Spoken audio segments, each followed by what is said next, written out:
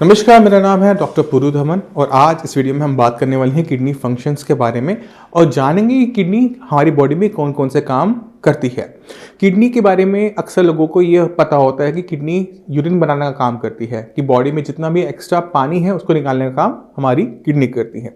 मगर ये थोड़ी सी गलतफहमी होती है। किडनी हमारी बॉडी में और भी बहुत सारे काम कर रही होती है। तो आज जानते हैं इस वीडियो में कि किडनी हमारे लिए कितनी इंपॉर्टेंट है। किडनी का सबसे इंपॉर्टेंट काम हमारी बॉडी में होता है वेस्ट मटेरियल को बॉडी से बाहर निकालना।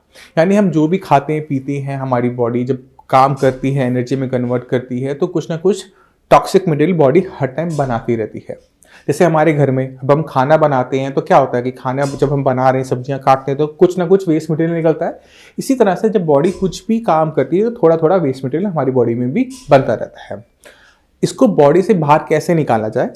इस बॉडी से बाहर इसको निकालने के दो रूट होते हैं। या तो वो स्टूल के रास्ते हमारी बॉडी से बाहर जाता है या फिर वो यूरिन के रास्ते हमारी बॉडी से बाहर जाता है। यूरिन बनाने के लिए हमारी किडनी हर टाइम 24 घंटे काम करती रहती है, मगर उसे फ्लश आउट करने के लिए बॉडी को चाहिए होता पानी। यानी अगर हम पानी पी रहे हैं, उस पानी को यूरिन में कन्वर्ट किया जाता है और इस यूरिन के अंदर जितना भी मटेरियल है, टॉक्सिक मटेरियल है, चाहे किटनिन है, यूरिया है, एक्स्ट्रा सॉल्ट है, उसको डिसॉल्व करके बॉडी से बाहर निकाला जाता है।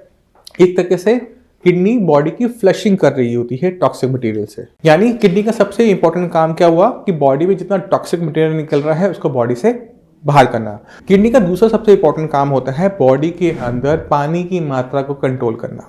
अब अगर सपोज करो कि यूरिन आना आपको बंद हो जाए, किडनी काम करना बंद कर दे, यूरिन नहीं आएगा और आप पानी पीते रहोगे, तो क्या होगा? बॉडी में पानी भरना शुरू हो जाएगा, राइट? अब इसका उल्टा सोच के देखो, अगर आप पानी नहीं पी रहे और आप यूरिन करते जा रहे हो तो क्या होगा? बॉडी डिहाइड्रेट कर जाएगी, है ना? हमारे जो लंग्स हैं उन्हें काम करने में दिक्कत होगी, हमारे हार्ट को पंप करने में दिक्कत होगी, क्योंकि बॉडी के अंदर 70% पानी ही होता है। तो ये जो पानी की मात्रा कितनी शरीर में रहेगी, कितना बाहर जाएगा, कितना अंदर रहेगा, ये सब कुछ कंट्रोल करती है हमारी किडनीज। ये दो इंपॉर्टेंट फंक्शन हम सभी जानते हैं, मगर इसके अलावा भी किडनी बहुत सारे काम करती है। किडनी हमारी बॉडी में एक स्पेशल हार्मोन तैयार करती है जिसका नाम है एरिथ्रोपोइटिन। यानी एरिथ्रो यानी ब्लड, पोइटिन यानी उसे बनाने वाला। एक ऐसा हार्मोन जो ब्लड को बनाने में हेल्प करता है। ये रिलीज कौन करता है? किडनी। यानी अगर हमारी बॉडी में किडनी नहीं है तो हमारी बॉडी में ब्लड भी नहीं बनेगा। तो ये इंपॉर्टेंट काम भी हमारी किडनी करती है।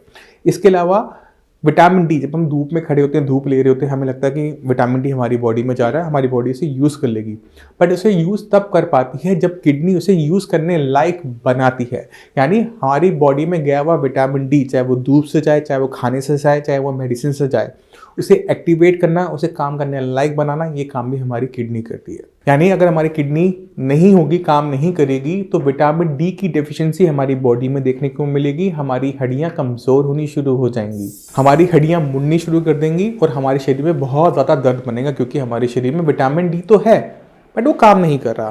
तो ये इंपॉर्टेंट काम भी हमारी किडनी करती है। इसके अलावा एक और इंपॉर्टेंट काम हमारी किडनी करती है, वो है ब्लड प्रेशर रेगुलेशन का।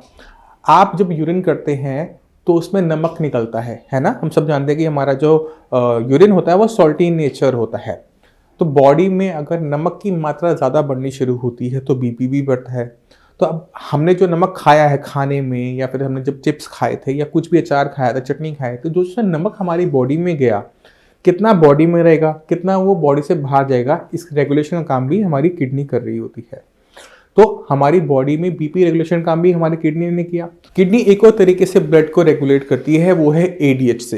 एडीएच एक ऐसा हार्मोन होता है जो कि हमारे ब्रेन को बताता है कि कब उसने हार्ट बीट को हद से ज़्यादा काम करवाना है, कब कितना पंप करवाना है।